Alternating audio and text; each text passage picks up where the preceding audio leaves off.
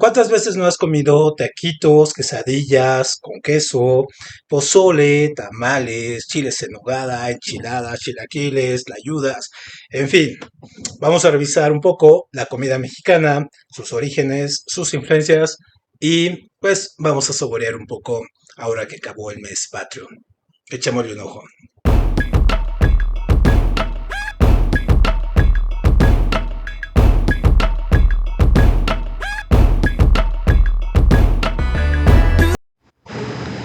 Todos hemos probado los chiles en nogada, las tortillas de maíz, los tamales, el pozole, el mezcal, el pan de muerto, las tlayudas. Pero, ¿de dónde viene todo ello? ¿Dónde se originan estos platillos tan exquisitos y que han llevado a que la comida mexicana sea patrimonio cultural de la humanidad? Bueno, tenemos que irnos hasta nuestro pasado precolombino y revisar lo que hacían en Sudamérica, porque ahí es donde encontramos los orígenes y los ingredientes y métodos que utilizaban las primeras comunidades agrícolas aquí en América, como los mayas, que fueron los que domesticaron el maíz con este proceso estándar que hoy conocemos como nixtamalización y que se establecieron unos hábitos alimenticios propios de la región con los alimentos que aquí se daban. Y también los orígenes vienen de las sucesivas oleadas que hubo de las conquistas y de, sobre todo con la española, que a su vez tenía una influencia árabe y que trajeron una serie de alimentos y productos que aquí no existían. Este es el famoso sincretismo alimenticio. Pero también esto no ha terminado, también después llegaron la influencia africana, la influencia asiática, y hoy la cultura y la cocina mexicana pues obviamente se nutre de una gran cantidad de variantes. Entonces, tenemos que empezar revisando un poco y entendiendo que pues de todas estas culturas como los olmecas, desde los teotihuacanos, toltecas, las comunidades como la huasteca, zapoteca, los mixtecas, la mazahua, la nahua, todos ellos fueron formando y aportando a la cocina mexicana y más cuando se dio la triple alianza aquí en el lago de Texcoco, bueno, pues se fundieron bastantes de las cocinas que ya en ese momento estaban establecidas. Y de América, bueno, América ya tenía los alimentos propios de la región, como es el maíz, el frijol, la calabaza, el amaranto, el chile, el aguacate, el tomate, el tomatillo, el cacao, la vainilla, el agave, el pavo, la espirulina, el nopal y el chile. Y obviamente esto fue dándose y fue extendiéndose a través del mundo. Cuando llegan aquí los españoles, obviamente se funde con las carnes de animales domésticos que aquí no había, como el res, el cerdo, el pollo, la cabra, la oveja, y bueno, llega la leche, ¿no? Especialmente el queso, también llega el arroz, el azúcar, el aceite de oliva y muchas frutas y verduras que pues aquí no existían. Y aparte la influencia árabe, en este caso como los alfajores, los afeñiques, los borrachitos poblanos y los fabulosos churros que se venden ahí en el moro. Entonces, estas influencias que tenemos también, que llegaron de Asia con a través de la NAO de China, pues obviamente tenemos una comida muy variante, no hay que olvidar la comida de los afrodescendientes que llegaron aquí como esclavos y que también en las comunidades del sureste de México pues se dan, ¿no? Entonces, estos elementos básicos como el maíz y el chile, de hecho el maíz está asociado a todos estos ritos de la creación, pues el aguacate, las calabazas, el cacao, la vainilla, las frutas, por ejemplo, que se dieron como la piña, la chirimoya, el zapote, la tuna, la guayaba, pues se fueron metiendo también con comida tradicional como el huitlacoche, que es el hongo de que el maíz es como el caviar para nosotros, el guasontle, los nopales, en este caso, que son estas verduras que se asocian también, por ejemplo, las acelgas, las espinacas, las coliflores, el calabaza calabacín. Y también tenemos estas comidas con insectos, ¿no? Esta entiofagia, que es la cuestión de comer insectos y que si uno va al mercado de San Juan, pues se encuentra ahí toda esta comida y todas estas variantes. Entonces, pues, tenemos ahí los chapulines, los escamoles, los cumiles, el aguaque, que son en este caso chinches de agua. Entonces, obviamente, la comida mexicana tiene sus orígenes en estas culturas prehispánicas, pero también en la fusión con los españoles y la influencia asiática y africana. Y ahora vemos, por ejemplo, restaurantes como el Puyol que pues se agasajan con estas recetas de una moda muy elitista, pero también si uno va al mercado pues se encuentra pues la comida tradicional mexicana, que vamos a hablar un poco de ello, y también pues la comida callejera que es pues sí, llena de grasa y frituras y todo, pero indudablemente muy rica. Pues vamos a revisar algunos de estos elementos. Muy bien, bueno, revisemos algunos de los alimentos que son más comunes en la cocina mexicana y cómo van combinándose con otros, pues para hacer estos deliciosos platillos a los que estamos acostumbrados y que es muy básico aquí en la cocina mexicana, sobre todo porque hay restaurantes, por ejemplo, de alta escuela, como el famosísimo Puyol, que hace mini quesadillas a costos altísimos, pero también en la cocina de la esquina donde vamos a comer la famosísima comida corrida, que ahorita vamos a ver un poco de ello. Entonces, por ejemplo, tenemos el maíz que es uno de los elementos que estaban aquí, que abundaban aquí en América y que en el cual se fundan muchísimas de las leyendas e historias, en este caso estos génesis y creaciones del mundo por parte también de los mayas, de los mexicas que nacimos del maíz. Entonces el maíz pues obviamente es un elemento muy importante y es un almidón muy muy consumido en todas las áreas del país prácticamente. En Estados Unidos, por ejemplo, lo ocupan para combustible, pero pues aquí lo ocupamos para comida. Y obviamente a pesar de que ya había entrado el trigo y el arroz, en este caso se de competencia, pues nunca lo hemos cambiado. Y incluso esta frase del no hay país sin maíz, pues es prácticamente muy básica y nos describe completamente, ¿no? Más allá de lo culinario, también en la parte cultural. Entonces el maíz lo encontramos pues obviamente en las tortillas, en el atole, en el pozole, en el menudo, en los tamales.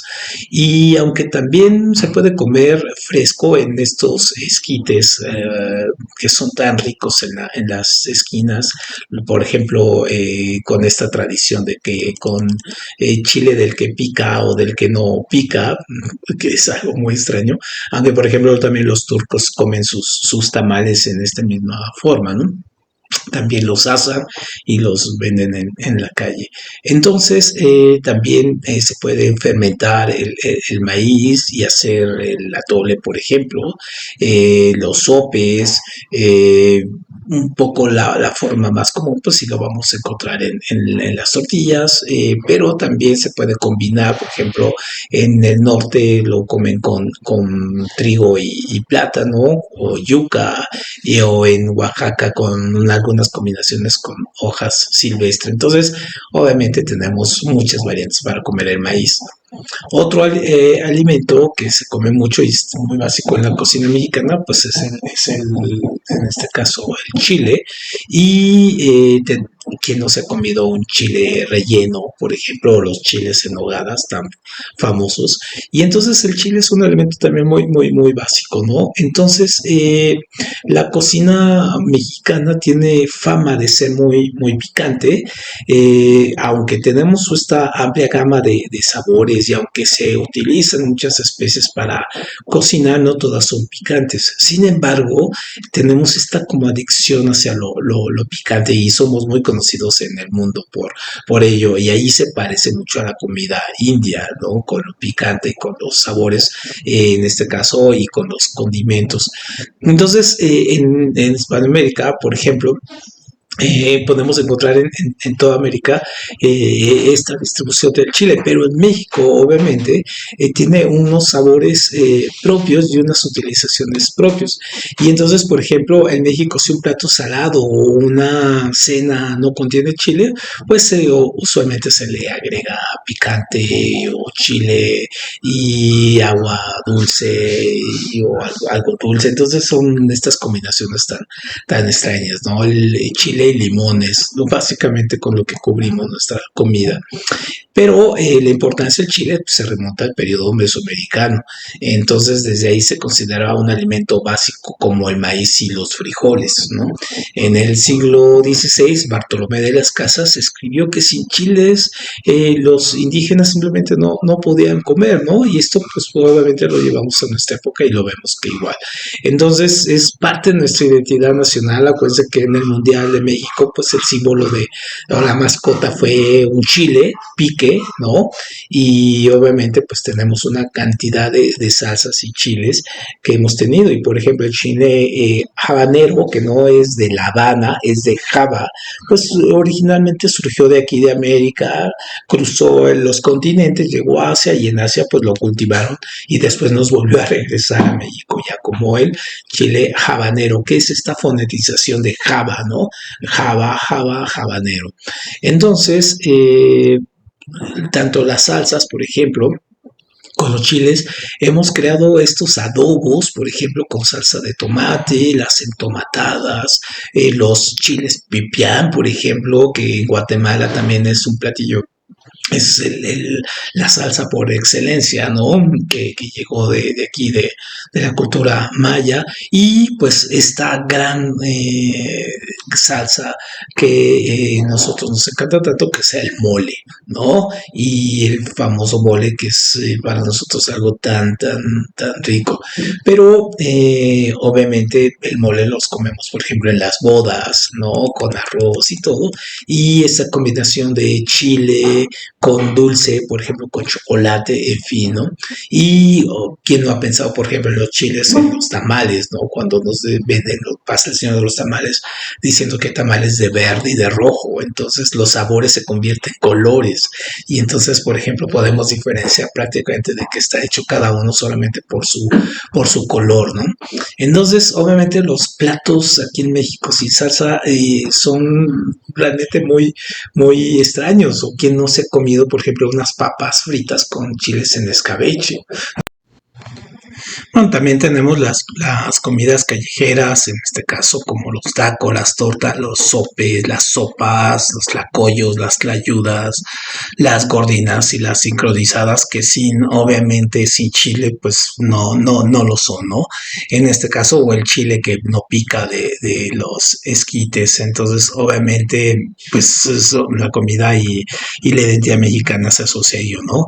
Uno de los chiles también que comemos mucho, pues es el chile chipotle, que hasta hay una cadena de comida rápida en Estados Unidos que toma el nombre, que no es nada rica, por cierto, y no tiene nada de mexicano, es este tipo de cultura de comida que se llama Tex-Mex, ¿no? Que también es una combinación de la fast food con la comida mexicana, pero otros chiles, por ejemplo el chile jalapeño, que son de estos riquísimos que también comemos siempre con los platos salados, o los famosos chiles en nogada o los chiles rellenos estos con queso o con carne, ¿no? Otro plato que es muy importante, más bien otro alimento que es muy importante en la cultura mexicana y que también tiene sus orígenes en la época prehispánica, pues son los frijoles, ¿no? Entonces, además del maíz, pues el frijol común, ¿no? El Bacillus vulgaris, como se le llama, es un componente histórico de la dieta nacional, ¿no? La evidencia genética indica que la domesticación ocurrió aquí en Mesoamérica y en América del Sur. Y a la fecha pues, se han cultivado variedades de frijol que van desde el frijol pinto hasta el frijol de tortuga negra, que es muy grande, ¿no? Entonces los frijoles y el maíz pues son básicamente muy básicos en nuestra comida, aunque son en este caso deficientes en aminoácidos, pero se complementan entre sí, ¿no? O sea, realmente los frijoles, pues esos aportan una gran cantidad de proteína y cuando se comen combinados con otros alimentos, pues es un alimento ideal y quien no se comió en la primaria, pues una torta de frijoles o cuando se come una torta, pues lo primero que busca es que lleve frijoles o un guisado con frijoles de las comidas rápidas, ¿no? Esto es muy importante. Pero si vemos las combinaciones, por ejemplo, entre estos chiles y con lo que llegó de España, pues este sincretismo, pues lo podemos encontrar, por ejemplo, con la pechuga adobada. Quien no ha comido una pechuga adobada en alguna boda, en una fiesta de los 15 años, pechugas de pollo en adobo, con guarnición de chayote, champiñones, maíz, rajas poblanas, por ejemplo. ¿No? Todo esto es una combinación sincrética. El adobo, por ejemplo, tiene su elemento clave, pues es el vinagre que llegó con los españoles y una característica del adobo mexicano es que se hace con chile ancho. Entonces, obviamente, eso lo hace tener una característica propia. Y en este caso, si vemos la cultura, en este caso, o la comida mexicana, o cocina mexicana, como deseen ustedes decirle, pues va a tener a España como su segunda gran aportación, ¿no? En este caso, con estos elementos que también, aparte de los que mencionamos, pues también está que trajeron pues el azúcar, el trigo, el arroz, la cebolla, el ajo, el limón, el aceite, los lácteos, el cerdo y muchos más, ¿no? No hay que perder de vista todos estos elementos. Entonces, pues sí, la cultura también española, aparte de que trajo estos elementos, pues también estaba a su vez influenciada por la herencia morisca. No hay que olvidar que pues estuvieron casi 1000 años también ahí los árabes en esta parte de España, en la parte de la parte oeste sur de España. Entonces esta combinación pues obviamente hizo que se trajera un tipo de fusión de cocinas, entonces también con técnicas, por ejemplo la técnica de freír manteca de cerdo viene de los árabes en este caso, y en este caso muchas de las carnes que hoy comemos aquí pues son las de pollo, res, chivo y ovino. También la forma de comer los mariscos y los pescados viene también de esta combinación con las comidas españolas y por ejemplo quien no ha probado un guachinango a la vizcaína, ¿no? Que es como un plato muy tradicional de allá de estas comunidades, sobre todo en Veracruz. Entonces, otro elemento que se sumó a la cocina mexicana, pues es el queso. Y quien no haya probado un queso Oaxaca o un queso Chihuahua, pues por ejemplo, se ha perdido de estos variaciones de quesos, que si bien, por ejemplo, los españoles tenían el queso manchego y todo, bueno, acá llegó este tipo de procesado de quesos que si bien no alcanzan la exquisitez de los quesos franceses o de los quesos españoles, pues sí les dan alguna competencia, ¿no? Otro de los elementos que comemos nosotros, que lo mencionamos, pues son los churros, ¿no? Que es un refrigerio común en España, ¿no? Es un postre muy común y pues porque tienen llevaron la caña de azúcar y entonces obviamente se convirtió en un dulce muy común y con esta combinación con los alfeñiques musulmanes pues surgieron los churros y no es casual de que la churrería más famosa en México se llame el moro, ¿no? Otro de las comidas que tenemos aquí, pues son los huevos rancheros, ¿no? Que comemos también en las mañanas y toda la combinación, huevos motuleños, huevos al albañil, en fin, todas las combinaciones. Es algo muy propio de la cocina mexicana, esto de comerse los huevos en las mañanas, ¿no? Y todas sus diferentes combinaciones. Y aquí revisamos un poco esta cuestión de cuál es la importancia, más allá de los alimentos y los ingredientes de la comida en México, que tiene una cuestión cultural muy importante, es un punto de encuentro de las familias, ¿no? Los alimentos prácticamente se consumen en el hogar. Sí, ahora tenemos esta cuestión laboral donde, pues, por ejemplo, la gente que trabaja tiene que llevarse sus Tupperwares o tiene que comer en los puestos o cocinas económicas que ya no tienen nada de económicas o la famosa comida rápida que consiste básicamente en dos sopas o sopa y pasta, un plato fuerte, un postre y agua, ¿no? Y se le conoce comida corrida, pues porque sí, porque van en ese caso, en ese hilo, o sea, un plato sucede a otro y ello. Entonces, quien haya vivido la experiencia es de que terminas un plato, llegan y te sirven el otro, en fin, y siempre tienes varias opciones, ¿no? Entonces, pero más allá de esta comida de trabajo y de calle, pues la comida y las comidas familiares son el centro en la comida mexicana, donde usualmente el papel histórico se le ha cargado a las mujeres para poder cocinar y en algunas zonas rurales se les enseña a las mujeres, por ejemplo desde niñas, a que están listas para casarse el día que aprenden a cocinar, ¿no?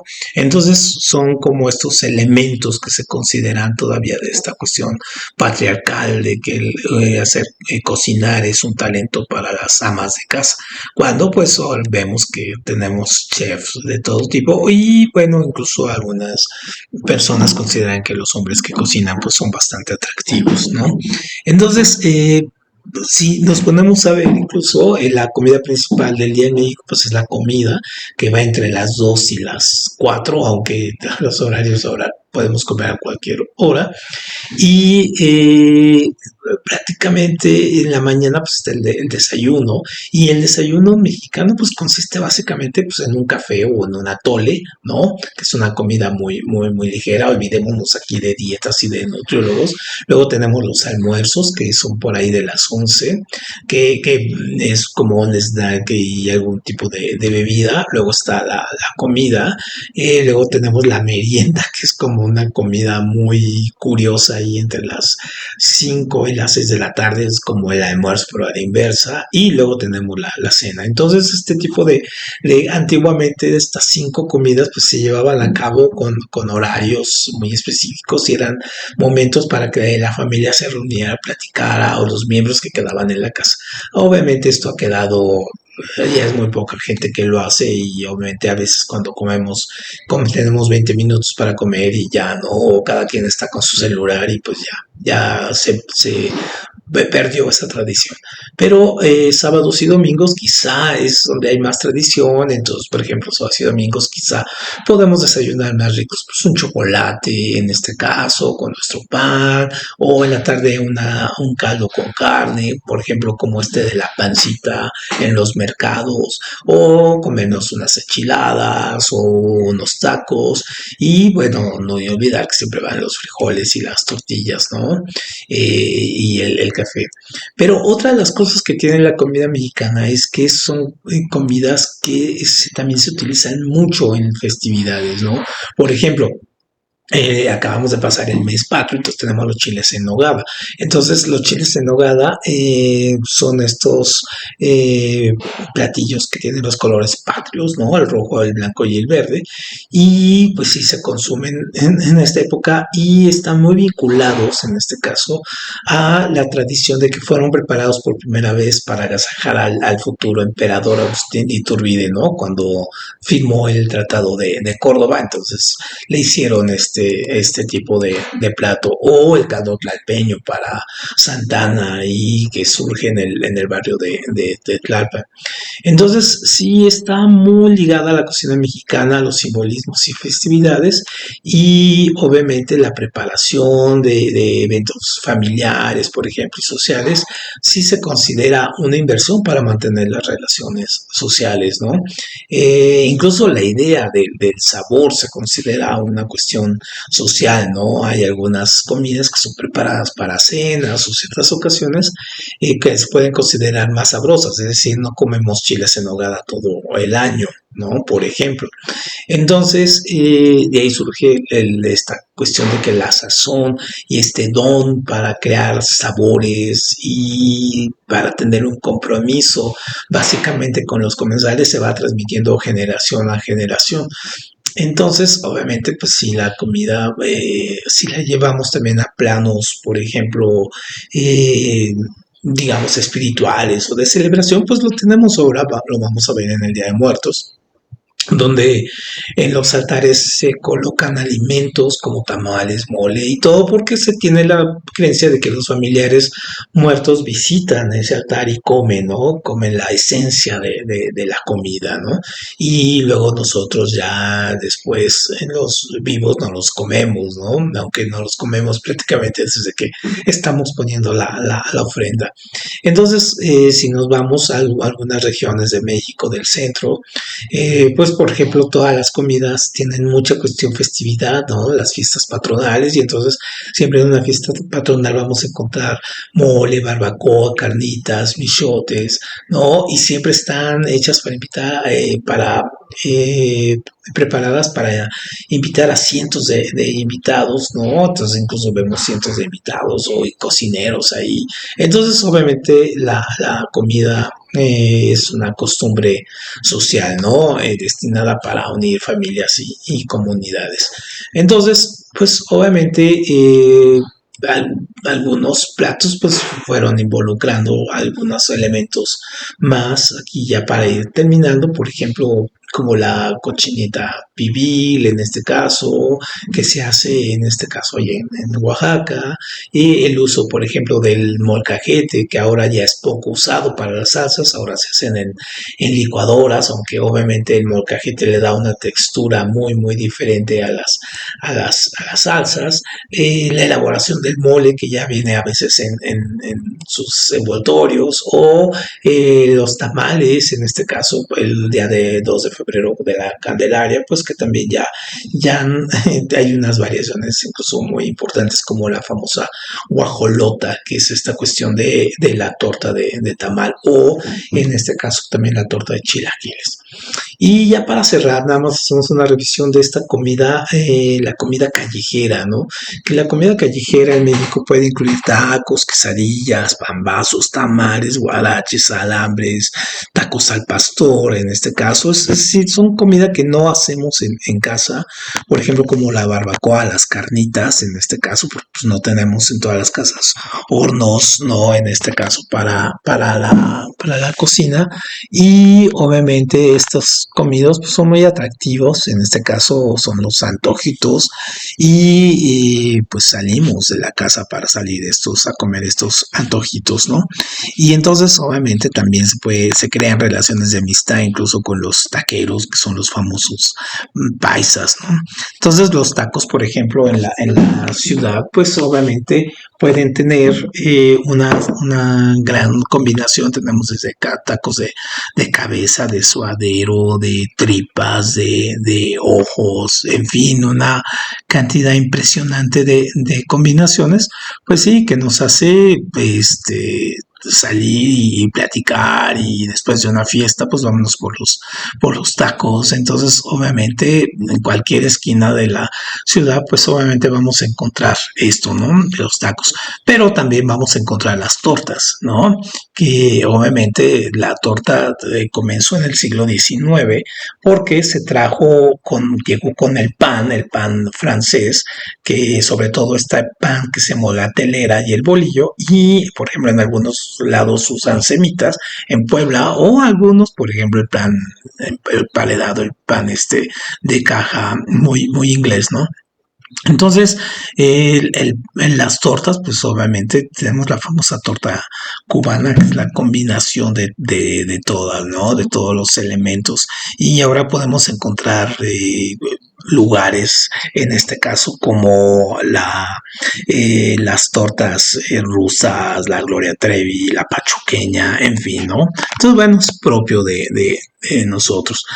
Muy bien, pues entonces con esto terminamos nuestra charla sobre comida mexicana, tomando en cuenta, sí, que hay tratados que hablan sobre sus orígenes, cómo llegó, ¿no? Cómo se llegaron aquí las granjas de trigo, se llegó a crear en este caso algunos productos combinados sincréticos y que eso nos va a dar pie para otra charla más adelante. Y mientras, bueno, pues pueden ir a comprar pan dulce, bolillos, conchas que llegaron en este caso con el emperador Maximiliano, producto de la influencia francesa y que, bueno, pues realmente muy pocos panes como los mexicanos. Nos vemos la próxima semana y muchas gracias.